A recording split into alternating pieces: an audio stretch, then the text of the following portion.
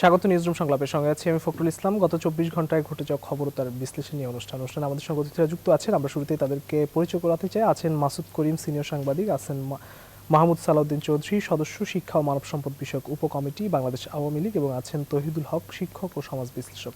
আপনাদের তিনজনকেই স্বাগত জানাচ্ছি। প্রিয় দর্শক, আপনারা থাকবেন আমাদের সঙ্গে পুরো আলোচনায়। আমরা আলোচনায় যাব, তবে তার আগে আজ প্রকাশিত পত্রিকাগুলো সেগুলোর শিরোনামগুলো শুরুতেই জানিয়ে দিতে চাই। আমার হাতে আছে বাংলাদেশ প্রতিদিন। প্রধান শিরোনাম করেছে, লুটপাটের টার্গেট ছিল ৩৩২ কোটি টাকা, ১০ সরকারি মাধ্যমিক বিদ্যালয় স্থাপন প্রকল্পে দুর্নীতি, তদন্তে দোষী প্রমাণিত হলেও বহাল তবিয়তে মাস্টার মাইন্ড, দায় মুক্তি দিতে অতিরিক্ত সচিবের পর বিভাগীয় তদন্তের দায়িত্বে উপসচিব। একটি অনুসন্ধানধর্মী একটি রিপোর্ট এখানে রয়েছে, এটি নিয়ে প্রধান শিরোনাম হয়েছে। এবং আরও কিছু শিরোনাম রয়েছে। ই কমার্সের সব লেনদেন তদারকি হবে, ইভ্যালি অরেঞ্জের সম্পদ উদ্ধারে কমিটি মন্ত্রী পরিষদের, সব প্রতিষ্ঠান আসবে ভ্যাট ট্যাক্সের আওতায়, বোর্ড গঠনে হাইকোর্টের ৩ সচিবের নাম। যতই ঝুঁকি আসুক উন্নয়নের ধারা অব্যাহত রাখতে হবে প্রধানমন্ত্রী, জিডিপিতে আবারও ভারতকে ছাড়িয়ে যাবে বাংলাদেশ। মোটামুটি এই ছিল বাংলাদেশ প্রতিদিনের শিরোনাম। আমরা কালের কণ্ঠ দেখতে চাই। কালের কণ্ঠ শিরোনাম করেছে, দক্ষিণ এশিয়ার তৃতীয় সর্বোচ্চ প্রবৃদ্ধি হবে বাংলাদেশে, এটি ছিল প্রধান শিরোনাম। এবং একটি গ্রাফও তারা দিয়েছে, আইএমএফ ও বিশ্ব ব্যাংকের প্রতিবেদন। এবারের জিডিপি প্রবৃদ্ধি 4.6 এবং 2022 সাল হবে 6.5 বিশ্ব ব্যাংক চলতি অর্থ বছরে জিডিপি প্রবৃদ্ধি হবে 6.4। মোটামুটি এই ছিল। এবং প্রধানমন্ত্রী একটি মন্তব্য রয়েছে, যতই ঝুঁকি আসুক উন্নয়ন অব্যাহত রাখতে হবে। সাবেক মন্ত্রী এপিএস গ্রেফতার, রিমান্ডে। সিলেটে ছাত্রলীগের কমিটি নিয়ে গুরুতর অভিযোগ। এই ছিল কালের কণ্ঠের শিরোনাম। আমরা ডেইলি সান দেখে আসতে চাই। ডেইলি সান শিরোনাম করেছে, all disturbed by rebels, second phase of upheavals, development to continue, braving all risk, Prime Minister. Big boost to vaccine preservation capacity, Bangladesh can preserve 50 million doses of corona jab. এই ছিল পত্রিকাগুলোর শিরোনাম আমরা দেখলাম। আমরা আলোচনায় ফিরতে চাই। জনাব মাসুদ করিম, আপনার কাছেই শুরুতে আসতে চাই। আমরা পত্রিকাগুলোর শিরোনাম আমরা দেখলাম। আসলে বাংলাদেশ প্রতিদিনের যে শিরোনামটি রয়েছে সেটি যদি আমরা একটু দেখি, যে লুটপাটের টার্গেট ছিল ৩৩২ কোটি টাকা, ১০ সরকারি মাধ্যমিক বিদ্যালয় স্থাপন প্রকল্পে দুর্নীতির যে অভিযোগ সেটি আসলে উঠেছিল এবং তদন্তে দোষীও প্রমাণিত হয়েছিল।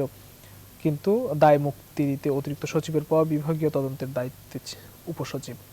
এই ধরনের আসলে আমরা স্বাস্থ্য খাতে আমরা লক্ষ্য করেছি গত কয়েক বছরের যে দুর্নীতির ঘটনাগুলো, এই ধরনের ঘটনাগুলো উঠে আসছে, কিন্তু সেগুলো একের পর এক উঠে আসে, কিন্তু এগুলোর কমতেও কিন্তু আমরা সেভাবে দেখি না। বা একটা যে পরিস্থিতি তৈরি হবে যে বিচার ব্যবস্থা বা এই দুর্নীতির ঘটনাগুলোকে একদম সুষ্ঠুভাবে বিচার করা, সেটি কি কতটা হচ্ছে বলে আপনার কাছে মনে হচ্ছে? কেন বারবার এই ধরনের ঘটনাগুলো উঠে আসছে বা ঘটছে? ধন্যবাদ। আপনার আমাদের দেশের যে দুর্নীতির রেকর্ড এ সম্পর্কে বিশ্বব্যাপী খুব ভালো রেকর্ড নাই। খুব খারাপ দিক থেকে দুর্নীতিতে সবচেয়ে দুনিয়াতে যতগুলি খারাপ দেশ আছে সেই খারাপের দিক থেকে আমরা 1 নম্বরের বা 3 নম্বর এরকম, মানে খারাপের দিক থেকে মানে আমরা শীর্ষস্থানে আছি। এটার কারণ হলো যে বিভিন্ন খাতে, আপনি স্বাস্থ্য খাতের কথা বললেন, অন্যান্য খাতের কথা আজকে যেখানে বললেন যে নির্মাণ, এই সমস্ত জায়গায় দুর্নীতি, এবং এই দুর্নীতি যে জবাবদিহিতার মধ্যে নাই সেটা তো স্পষ্টত বোঝা যাচ্ছে যে এটার একটা ক্লিয়ার ইন্ডিকেশন হলো যে আপনি একটু আগে বললেন যে এখানে আমাদের দেশে একটা উন্নতি হচ্ছে, প্রবৃদ্ধি হচ্ছে। দক্ষিণ এশিয়ার মধ্যে আমাদের দেশটা তৃতীয় এরকম কোভিড এর মধ্যে, এবং আগামী বছর 6% বেশি হবে। এই বছর 4.6% এরকম আইএমএফ এর প্রেডিকশন আছে। তো আমরা একটা উন্নতি করতেছি প্রবৃদ্ধির ক্ষেত্রে, আমরা উন্নতি করতেছি অবকাঠামো বা স্ট্রাকচারাল ডেভেলপমেন্ট, যেমন ধরেন পদ্মা সেতু কিংবা ধরেন মেট্রো রেল, এই সমস্ত ক্ষেত্রে।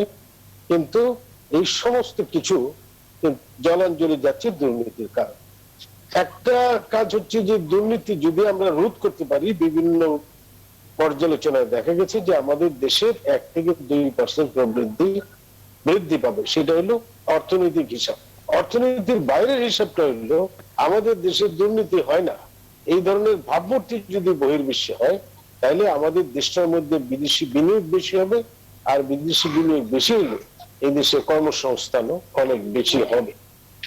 আমি এখন এই জিনিসটাই দেখতে পাচ্ছি যে আমলাতন্ত্র আজকে যে জিনিসটা রিপোর্টটা আপনি বলুন যে দুর্নীতি করার পরে দায় মুক্তি, তাইলে তো এটা এমনিতে একটা দুর্নীতির করাপ্ট কান্ট্রি ওয়ার্ল্ড ওয়াইড ছড়ায় আছে, এখন দায় মুক্তি দিলে তো আরো এই জিনিসটা আরো খারাপটার দিকে যাবে। আমরা মনে করি একটা দেশের উন্নতি শুধুমাত্র অবকাঠামো উন্নতির মধ্যে সীমাবদ্ধ থাকলে সেই উন্নতিটা টেকসই হয় না।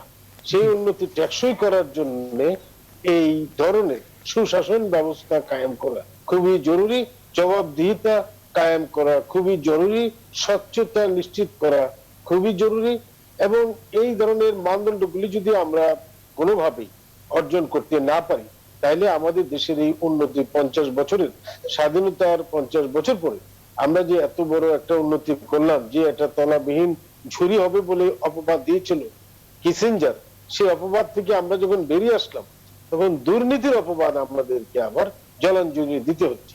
তাই আমরা মনে করি যারা রাষ্ট্রীয় ক্ষমতায় আছেন উচ্চ পর্যায়ে এবং বিভিন্ন পর্যায়ে, তাদের উচিত হবে এই জিনিসগুলি খুব ভালোভাবে ট্যাকেল করা, যাতে আমাদের ভাবমূর্তিটা ভালো হয়। আর এটার পাশাপাশি দুর্নীতির বিরুদ্ধে আমাদের সর্বস্তরে দুর্বার আন্দোলন গড়ে তুলতে হবে, নাগরিক সচেতনতা গড়ে তুলতে হবে, এবং দুর্নীতি তাদেরকে ঘৃণাকৃত দৃষ্টি দেখাতে হবে। আদারওয়াইজ দুর্নীতি করার পরে দায় মুক্তি, এবং দায় মুক্তি পাওয়ার পরে সমাজে উচ্চ স্থানে বসা, দুর্নীতি করার ফলে ব্যাংক লুটপাট করে দেওয়া বা দুর্নীতি করার মাধ্যমে টাকা পাচার করে দেওয়া, এই সমস্ত করার মাধ্যমে তারা যে সামাজিক সম্মানটা পাচ্ছেন, সেই জিনিসটা কিন্তু দুর্নীতিকে আরো উৎসাহিত করছে। সুতরাং দুর্নীতি যারা করে তাদেরকে আসুন আমরা সবাই মিলে ঘৃণা করি, আসুন আমরা সবাই মিলে তাকে প্রতিরোধ করি। আসবো আপনার কাছে। আমরা একটু জনাব মাহমুদ সালাউদ্দিন চৌধুরী আপনার কাছে আসতে চাই।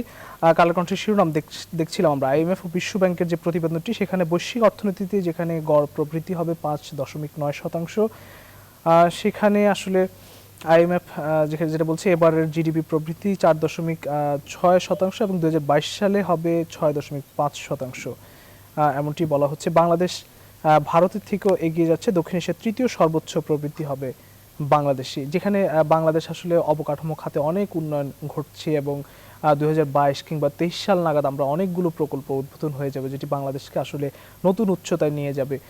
আমরা এর মাঝে যে দুর্নীতির খবরগুলো আমরা পাই, স্বাস্থ্য খাতে যেমন মিঠুর কিছু দুর্নীতি আমরা দেখেছি, এবং করোনার মধ্যে আমরা দেখেছি। একই সঙ্গে পত্রিকায় আমরা আজকেও যে বাংলাদেশ প্রতিদিনের শিরোনামটি উঠে এসেছে, লুটপাটের টার্গেট ছিল 332 কোটি টাকা। এই ধরনের ছোটোখাটো কিংবা বড় যে দুর্নীতিগুলো, এগুলো আসলে কতটা উন্নয়নকে বাধাগ্রস্ত করে, কিংবা যে দায় মুক্তির যে সংস্কৃতি, সেটিকে আসলে আপনি কিভাবে দেখেন, কি বলতে চান?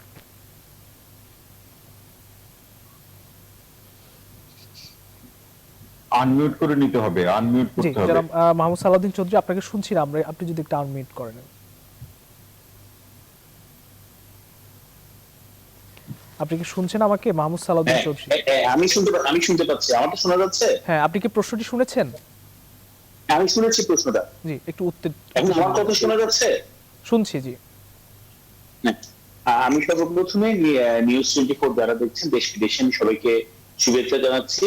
আমাদের দেশের একটা সনাতন ধর্মাবলম্বীদের একটা বিশাল উৎসব চলছে। আজকে আমি সারাদিন কিন্তু পূজা মণ্ডপে ব্যস্ত ছিলাম, নানা ধরনের অনুষ্ঠান করেছি। তো সবকিছু উৎসবমুখর পরিবেশে কিন্তু আমাদের শারদীয় দুর্গোৎসব হচ্ছে।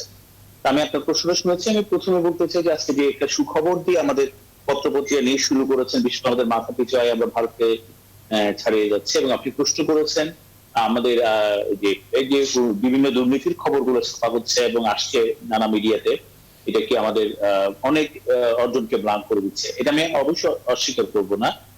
আমাদের অবশ্যই দুর্নীতি কিন্তু আমাদের অনেক খুব ব্রাইট যে অ্যাচিভমেন্ট গুলো আছে, এগুলোকে আসলে একটু ম্লান করে দিচ্ছে। কিন্তু সর্বপ্রথমে আমি এটা বলতে চাই, শুধু দুর্নীতি হচ্ছে, এবং এটা আমাদের আরেকটা সুখবর, সেটা যে সমস্ত পত্রপত্রিকায় ছাপিয়ে সরকারকে সতর্ক করা হচ্ছে। আমি মনে করছি সরকার এগুলো ওয়াকিবল আছে বলেই দুর্নীতির দায়ে অভিযুক্ত অনেকেই কিন্তু বিচারাধীন হচ্ছে। স্বাস্থ্যের যে দুর্নীতির বিশাল বিশাল খবর, আপনারা সকলে জানেন, স্বাস্থ্যের আফজালকে গ্রেফতার করা হয়েছে, তার স্ত্রী কারাগারে আছেন, তাদের বিচার চলছে। এবং আমি হয়তো অনেকেই জানেন আমাদের সাবেক কিছু মন্ত্রীকেও নানাভাবে দুদকের জিজ্ঞাসাবাদ, তাদের বিরুদ্ধে মামলা হয়েছে। তো একটা জিনিস কি জানেন, বাংলাদেশ আওয়ামী লীগ যে তলাবিহীন ঝুড়ির যে একটা কলঙ্ক ছিল, বহির্বিশ্ব বাংলাদেশকে যে টিকিয়ে রাখতে পারবেন এই ধরনের মন্তব্য করেছিল, স্বাধীনতার 50 বছর বঙ্গবন্ধু জন্ম শতবার্ষিকীতে এসে অন্তত আমরা এতটুকু বলতে পারি যে দুর্নীতি যে অভিযোগগুলো উঠেছে সেগুলো সরকার বিবেচনা নিয়েছে বলে। একটি আপনার সঙ্গে যদি একটু যুক্ত করি জনাব মাহমুদ সালাউদ্দিন চৌধুরী, যে এই যে বলছেন যে আসলে কতটুকু যথোপযুক্ত বিচার হচ্ছে, একই সঙ্গে আমরা গত পরশুদিনের খবর দেখছিলাম যে বাংলাদেশে যে অর্থনৈতিকভাবে ধনীদের সংখ্যা কিন্তু দিন দিনই বাড়ছে, যেখানে আসলে সামাজিক বৈষম্য, অর্থনৈতিক বৈষম্য তৈরি হচ্ছে। এই দুর্নীতির কারণে ধনীদের সংখ্যাও কিন্তু অনেকাংশে বেড়ে যাচ্ছে, কোটিপতিদের সংখ্যা বাড়ছে, বৈষম্য কিন্তু বাড়ছে। কি বলবেন? আচ্ছা, আমি একটু এখানে বলি, বৈষম্যের ব্যাপারে একটু কথা বলি। আসলে আমি খুব তাত্ত্বিক মানুষ নই, আমি রাজনীতির মাঠের কর্মী। তো আমার একটা জিনিস খুবই ভালো লাগে, আমি বিশেষ করে আজকে যদি আমি 20-25 বছরের বাংলাদেশ আজকে বাংলাদেশকে সাথে তুলনা করি, আমরা যখন কোনো পলিটিক্যাল প্রোগ্রামে যেতাম গ্রামে, কিন্তু মানে আমাদের খুব আনইজি ফিল করতাম যে কোনো আধুনিক বাথরুম নেই। খুবই ইম্পর্টেন্ট একটা বিষয়, কিন্তু আমি আমার অভিজ্ঞতা থেকে বলছি। মানে যার কারণে অনেক সময় দেখা গেছে যে আমরা কখনোই মানে বাথরুম নিজের কথা ভুলে বলতাম না। মানে আজকে দাঁড়িয়ে বলি, বিশেষ করে আজকে আমি অসংখ্য পূজা মণ্ডপ প্রত্যন্ত গ্রামে গিয়েছি এবং আমি দেখেছি মানুষ অনেক আধুনিক সুযোগ সুবিধা গ্রহণ করছে। তো এই জন্য বলবো যে মানুষের বৈষম্য বেড়েছে ঠিক ওভাবে আমি বলবো না, কিন্তু মানুষ আধুনিক সুযোগ সুবিধা অনেক বেশি পাচ্ছে গ্রাম থেকে শহর, এবং গ্রাম এবং শহরের পার্থক্য কমে এসেছে। আরেকটা জিনিস আপনি খেয়াল করবেন, গ্রাম এবং শহরের ছেলে মেয়েদের ফ্যাশনের ক্ষেত্রেও আমি বলবো যে এখানে এক ধরনের তফাৎ কমে এসেছে। গ্রামের ছেলে শহরের ছেলে খুব আমার কাছে মনে খুব বেশি পার্থক্য নেই। এখানে জীবন মান উন্নয়ন হয়েছে। আর আরেকটা জিনিস বলতে ধনীদের সংখ্যা বেড়েছে। আমি যদি বলি মিল কারখানা ইন্ডাস্ট্রি বেড়েছে, আমাদের দেশে বড় বড় প্রজেক্টে কাজ হচ্ছে, ওখানে মানুষের কাজ করছে, নানাভাবে মানুষ উপকৃত হচ্ছে। আপনি দেখবেন ঢাকা শহরে কিন্তু লেবার পাওয়া যাচ্ছে না, এখন গ্রামগঞ্জে বলতে ধান কাটার মানুষ পাওয়া যাচ্ছে না। এটা কি জানেন, একটা মানুষের মধ্যে অভাবটা আগের চেয়ে অনেক বেশি কম। আগে গ্রামের ডক্টর আনিসুর জামান সাহেবের অনেক আগে আমি একটা ইন্টারভিউ করেছিলাম 50-এর দশকে, একটা বইতে আমার পড়েছেন প্রাণীর অবধিতে, তিনি বলেছিলেন গ্রামে খালি গায়ে মানুষ, কিন্তু খালি পায়ে স্যান্ডেল ছাড়া মানুষ। আজকে দেখেন এটা অবশ্যই জীবন মান উন্নয়ন বলে আর আপনি যেভাবেই ব্যাখ্যা করেন না কেন, আজকে সেই জিনিস একদম কমে এসেছে। আজকে একজন তান্ত্রিক মানুষকেও স্বপ্ন দেখে তার সন্তানকে ভালো স্কুলে পড়াবে, এবং সেই সুযোগ সুবিধাটুকু সে গ্রহণ করতে পারছে, তার ইনকাম লেভেলটা রয়েছে। একজন বেকার এখন 1টা থেকে 2টা পর্যন্ত কাজ করে সে 500 টাকা কিন্তু আর্ন করতে পারছে। ঢাকা শহরের একজন রিক্সাওয়ালা সন্তান ভালো স্কুলে পড়ছে। আসলে ধনী গরিবের বৈষম্য বেড়েছে সেটা আমি বলবো না, কিন্তু মানুষ আধুনিক সুযোগ সুবিধা অনেক বেশি রপ্ত হয়ে গেছে। এখন আমি যদি প্রশ্ন করি বাংলাদেশে যে আমরা যেভাবে নির্ধারণ করে নিই ধনীদের সংখ্যা, কেউ অনেক উন্নত গাড়ি ব্যবহার করছে, উন্নত ফ্ল্যাটে থাকছে, সেটা খুবই এটা একটা সংখ্যা আলাদা আছে। কিন্তু পাশাপাশি আমি যদি একদম তফাৎটা কমে যাওয়া, একদম প্রান্তিক লেভেলের মানুষ, খুব গরিব, কত দরিদ্র, এই শব্দগুলো কিন্তু আমাদের সমাজে অনেক উঠে গেছে। আর একটা কথা আমি বলতে চাই, বিশেষ করে আমরা দেখতাম কার্তিক মাস আসলে একটা মঙ্গা একটা শব্দ বাংলাদেশ লেগে থাকতো, এবং আমাদের কবি সাহিত্যিক শিল্পের নানাভাবে ছবি এঁকেছে উত্তরবঙ্গে মানুষ কিভাবে কষ্ট করছে, ভাতের বদলে কচু খেচু এগুলো খেয়ে কিন্তু মানুষ যাপন করছে। আমার মনে হয় এই জায়গায় আমরা অনেক সাকসেস পেয়েছি। এগুলো একদম আমি আমার একটা অভিজ্ঞতা থেকে বলছি, আমি একজন রাজনৈতিক তান্ত্রিক কর্মী হিসেবে আমার অভিজ্ঞতা থেকে কথাগুলো বলছি। আমার কাছে মনে হচ্ছে মানুষ এখন দুবেলা দুমুঠো ভাত খাওয়া, যে বিষয়টা যেটা বঙ্গবন্ধু কোনো সবসময় বলেছে, আমার স্বপ্ন দেখছে মানুষ যেন দুবেলা দুমুঠো ভাত খেতে পারে, মানুষ যেন আসতে পারে, মানুষ যেন দুঃখী দুঃখী আমাদের দায়মুক্তি সংস্কৃতি থেকে তো নিশ্চয়ই বেরিয়ে আসা উচিত। অবশ্যই আমাদের দায়মুক্তি সংস্কৃতি থেকে অবশ্যই বেরিয়ে আসা উচিত, আমি মনে করি সেটা। আর যেটা এখন যেটা সবচেয়ে বড় প্রয়োজন, আমার কথা হলো নিউজ গুলো পত্রপত্রিকা আসছে কিনা। আমার কথা হলো পত্রপত্রিকা আসছে, নিউজ আসার ক্ষেত্রে একটা সুবিধা আছে কি, সরকার সবসময় কিন্তু একটা ভালো সিদ্ধান্ত নিতে পারে। আমরা দেখলাম স্বাস্থ্যের একটা নিয়োগ নিয়ে অনেক বেশি সমালোচনা হয়েছে, এবং সেটা পরবর্তী বাতিল ঘোষণা করেছে। এমন নয় যে আওয়ামী লীগ কোন একটা রিজিট থেকে যাচ্ছে, এবং আপনারা দেখেন সরকার সিদ্ধান্ত গ্রহণের ক্ষেত্রেও বারবার কিন্তু নানা ধরনের মত পরিবর্তন করছেন। আপনার কাছে আসবো, আমাদের হাতে সময় একেবারে কম, আপনার কাছে আমরা আবারও আসবো। আমরা জনাব তৌহিদুল হক স্যার আপনার কাছে একটু আসতে চাই যে ঢাকাকে পুঁজি করে বিভিন্ন সংস্থার সমন্বয়হীন ও অপরিকল্পিত উন্নয়ন কার্যক্রম ঢাকাবাসীর দুর্ভোগ দিনে দিনে বাড়াচ্ছে, আজকে এমনটা বলছেন আজকে দক্ষিণ সিটি কর্পোরেশনের মেয়র ব্যারিস্টার শেখ ফজলে নূর তাপস।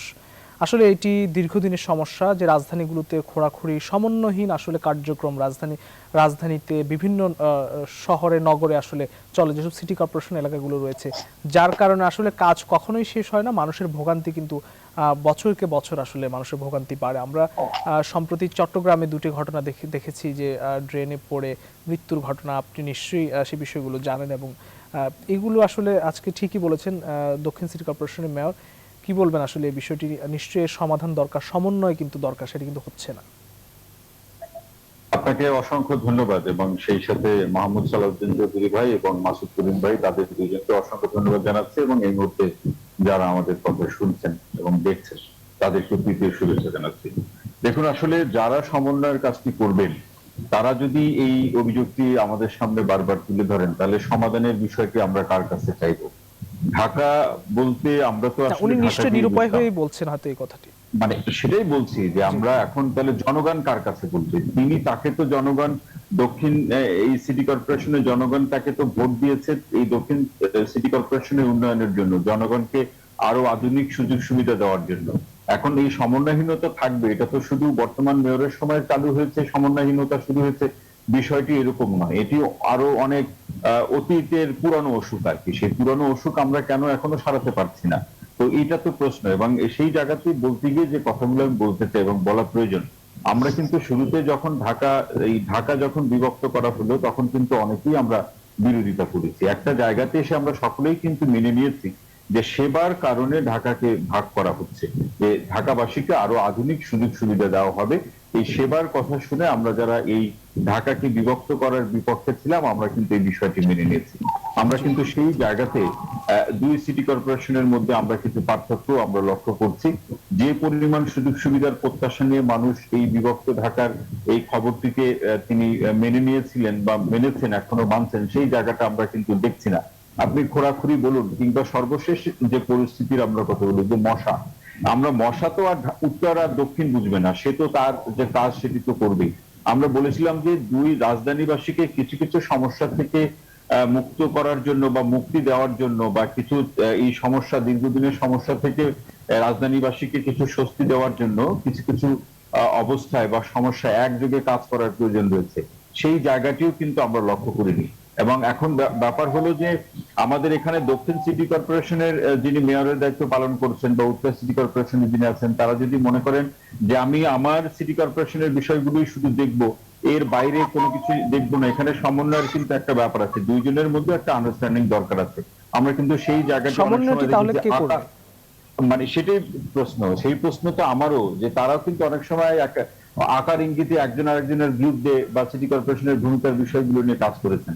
আপনি নিশ্চয়ই লক্ষ্য করেছেন যে সামাজিক যোগাযোগ মাধ্যমে সিটি কর্পোরেশনের একটা রাস্তা গর্তের মধ্যে যখন একটা গাড়ি পড়ে গিয়েছিল, তখন অনেকেই মন্তব্য করেছেন যে সিটি কর্পোরেশন এবার বুঝুক যে যখন সাধারণ মানুষ সেই গর্তে তার গাড়ি পড়ে যায় বা রিক্সা পড়ে দুর্ঘটনার সম্মুখীন হয়, এখন সিটি কর্পোরেশন আসলে বুঝুক যে কেমন লাগে মানুষ গর্তে পড়ে গেলে বা গাড়ি গর্তে পড়ে গেলে। চট্টগ্রামের তো এইভাবে শিরোনাম হয়েছে, আমি যদি ভুল না করে থাকি, যে চট্টগ্রামের অভিভাবককে একজন যখন মেয়র হন তিনি তো নগর পিতা, এবং চট্টগ্রামের রিপোর্ট গুলোতে সাংবাদিকরা বলছেন যে আসলে চট্টগ্রামে অভিভাবকহীন একটা শহর হয়েছে চট্টগ্রাম।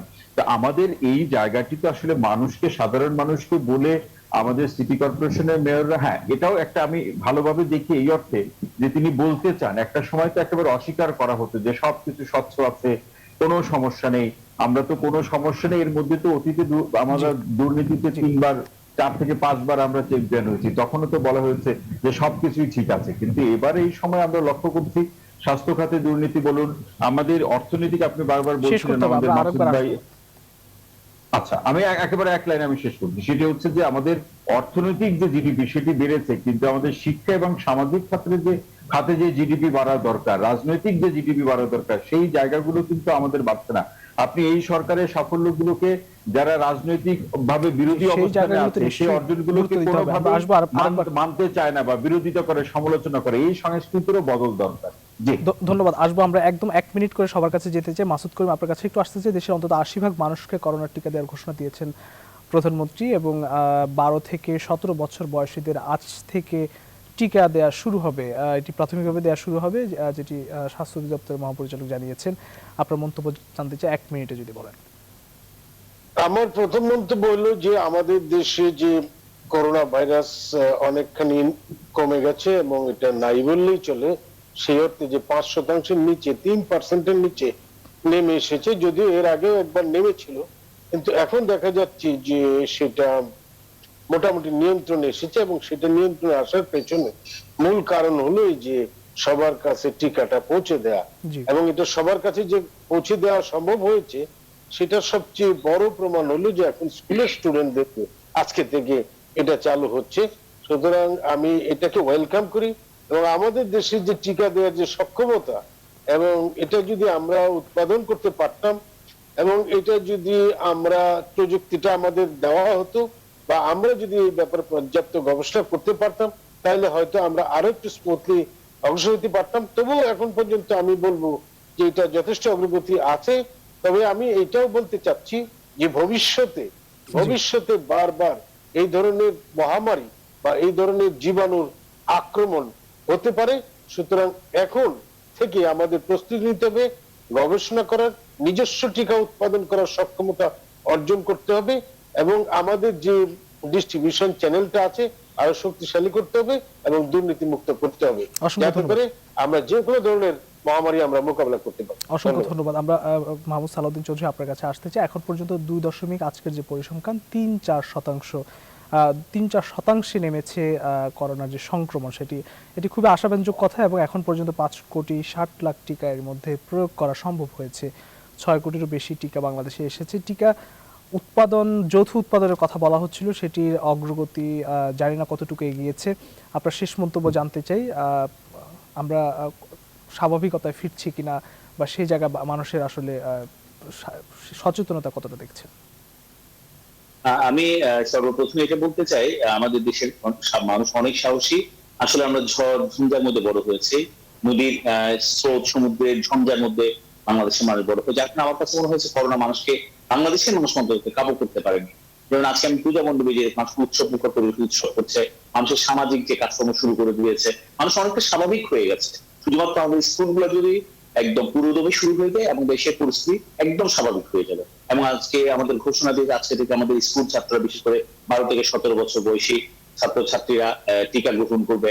এবং এটা ঢাকা শহরে একটা পরীক্ষামূলক করা হবে 100-150 জনের মধ্যে। তারপর সমস্ত সিটি কর্পোরেশন, সমস্ত গ্রাম, উপজেলা, সদরে কিংবা গ্রামে ছড়িয়ে দেওয়া হবে। এটা আমাদের জন্য একটা আশার খবর। আমি মনে করি যেখানে উন্নত দেশগুলো পর্যদস্ত হয়ে গেছে করোনা মোকাবেলায়, সেখানে আমাদের প্রধানমন্ত্রী সঠিক সিদ্ধান্তের মাধ্যমে করোনাকে মোকাবেলা করতে পেরেছে। এবং আমি এটাও বলবো, এই করোনার মধ্যে আমাদের প্রধানমন্ত্রী বাংলাদেশকে পৃথিবীর বুকে নতুন ভাবে চিনিয়েছে মানবিক বাংলাদেশ। যখন আমাদের কৃষকরা ধান কাটার জন্য মানুষ পাচ্ছিল না, সমস্ত রাজনৈতিক নেতা কর্মীকে, বিশেষ করে আওয়ামী লীগ, ছাত্রলীগ, যুবলীগ, কৃষক লীগ, স্বেচ্ছাসেবীগুলো সবাই গিয়ে ধান কেটে দিয়েছে। আমরা দেখেছি যারা মানুষের খাদ্যের সংকট ছিল, ঘরে গিয়ে খাদ্য পৌঁছে দিয়েছে। সিটি কর্পোরেশনে যারা নিয়োজিত আছেন, আমাদের মেয়র সাহেব, কমিশনার সাহেবরা, তারাও সহযোগিতা করেছেন। এমপি সাহেবরা মাঠে নেমে সাহায্য করেছেন। সব দিক দিয়ে আমি প্রতিটা মানুষের সমান অংশগ্রহণের মাধ্যমে আমরা করোনাকে পর্যদস্ত করে পেরেছি। এবং আজকে আমাদের সুখবর যেটা হলো 3% নিচে নেমে এসেছে কারণ, এবং মৃত্যু হার অনেক কমে এসেছে। এবং আমরা খুব স্বাভাবিক একটা জীবনে ফিরে এসেছি। যেমন আজকে আমি যতটুকু জায়গায় গিয়েছি, সব থেকে একটা জিনিস ভালো লেগেছে, মানুষের যে করোনা নিয়ে একটা আতঙ্ক, সংকট সবকিছু ছিল, মানুষ কেমন সবকিছুকে জয় করে ফেলেছে। এটা আমার জন্য অনেক অনেক বড়। আমি মনে করি আমরা একটা মানবিক বাংলাদেশ পেয়েছি। যখন দাফনের জন্য মানুষ ভয় পাচ্ছিল, তখন দেখেছি আমাদের সরকারি কর্মকর্তারা নিজে জানাজা পড়িয়ে তাদেরকে দাফন করেছে। তারা কোনো ধরনের ভয় না পেয়ে তাদেরকে শ্মশানে কিংবা এখানে কিন্তু আরো একটা জিনিস সবথেকে হলো, এখানে ধর্ম বর্ণ নির্বিশেষে সকলেই এগিয়ে এসেছে। কে হিন্দু, কে মুসলিম, কেউ খেয়াল করেনি। আমরা দেখেছি অনেক সনাতন ধর্ম অবলম্বনদের লাশ কিন্তু অনেক মুসলিম ছেড়ে নিয়ে গিয়ে শ্মশানে নিয়ে গেছে। এরকম ঘটনা বাংলাদেশে ঘটেছে। এবং অসাম্প্রদায়িক বাংলাদেশ, একটা মানবিক বাংলাদেশ। অসংখ্য ধন্যবাদ। আমাদের একদম শেষ পর্যায়ে চলে এসেছি। নিশ্চয়ই এক্ষেত্রে মানুষের সচেতনতা নিশ্চয়ই জরুরি। এই করোনা সংক্রমণ যতই সংক্রমণ কমে আসুক, আমরা তহিদুল ইসলাম স্যার আপনার কাছে একটু আসতে চাই। 30 নভেম্বরের মধ্যে মাধ্যমিক পরীক্ষা নেওয়া হবে এমন ঘোষণা এসেছে, তবে ভিন্ন রকম পদ্ধতিতে সেটি হতে যাচ্ছে। স্বাস্থ্যবিধি পালনের প্রস্তুতি আসলে শিক্ষা প্রতিষ্ঠানগুলোতে কেমন দেখছেন? সংক্রমণ যদিও কমে এসেছে, বিশ্ববিদ্যালয়গুলো কতটা স্বাভাবিকতায় ফিরেছে বলে আপনার কাছে মনে হচ্ছে? একদম আপনি 1.5 মিনিট। ধন্যবাদ আপনাকে। দেখুন, আমাদের সংক্রমণের হার এটি 3 কিংবা 3-এর নিচে কখনো, এটা সুখবর। যে এখন বিষয় হলো যে আমরা যেভাবে চলছি, তাতে এই সুখবরটা কতদিন ধরে রাখা সম্ভব হবে এটা আমার সন্দেহ আছে। যে আমি যখন বের হই যে স্বাস্থ্যবিধি মানা, বিশেষ করে মাস্ক পর একটা যদি স্বাস্থ্যবিধির কথা আমি বলি যে মাস্ক পরিধান করবে, সেটিও কিন্তু আসলে অনেককে আমরা লক্ষ্য করি না। এখন পূজা চলছে, উৎসবের এই সময়টাতে আমাদের কিন্তু সবই কাজ করতে হবে স্বাস্থ্যবিধি মেনে, অন্যথায় কি অবস্থা হয়েছে, আমরা কতজনকে হারিয়েছি, সেই জায়গাগুলো কিন্তু নিশ্চয়ই আমাদের মনে রাখার প্রয়োজন আছে। আর এই করোনা বা সংকটের সময় যে আমরা একদিকে যেরকম মানবিক বাংলাদেশের চেহারা বা চিত্রটি আমরা দেখলাম, পাশাপাশি কিন্তু আমরা এই সংকটকে পুঁজি করে বিভিন্ন দুর্নীতির বিষয়গুলো কিন্তু আমরা দেখেছি। যদি এটি আসার খবর যে তাদের বিরুদ্ধে ব্যবস্থা হয়েছে, যতটুকু হোক, আমি বলছিলাম যে একটা সময় ব্যবস্থা নেওয়া হতো না, এখন ব্যবস্থা নেওয়া হচ্ছে, গ্রেফতার করা হচ্ছে।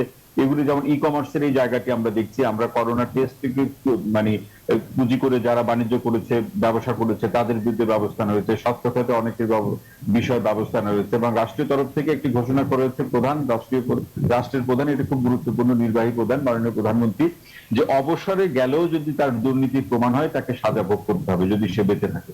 তো এই ব্যাপারগুলোতে আমাদের কিন্তু আসলে আমাদের যে সংকটগুলো আছে, আমাদের যে প্রতিবন্ধকতাগুলো আছে, সমস্যাগুলো আছে, যেগুলো আমাদের মানবিক বাংলাদেশ তৈরি করা বা মানবিকতাকে জাগ্রত করার নিশ্চয়ই মানবিক বাংলাদেশ গড়ে তুলতে হলে আমাদের এই কথা হ্যাঁ, অসংখ্য ধন্যবাদ আপনাদেরকে। তৌহিদুল হক, মাহমুদ সালাউদ্দিন চৌধুরী, মাসুদ করিম, আপনাদের তিনজনকে আবারও ধন্যবাদ জানাচ্ছি। প্রিয় দর্শক, নিউজরুম সংলাপ আজ এখানে শেষ করতে হচ্ছে। আবার দেখা হবে আগামীকাল একই সময়। সবাই ভালো থাকবেন, সুস্থ থাকবেন। শুভরাত্রি।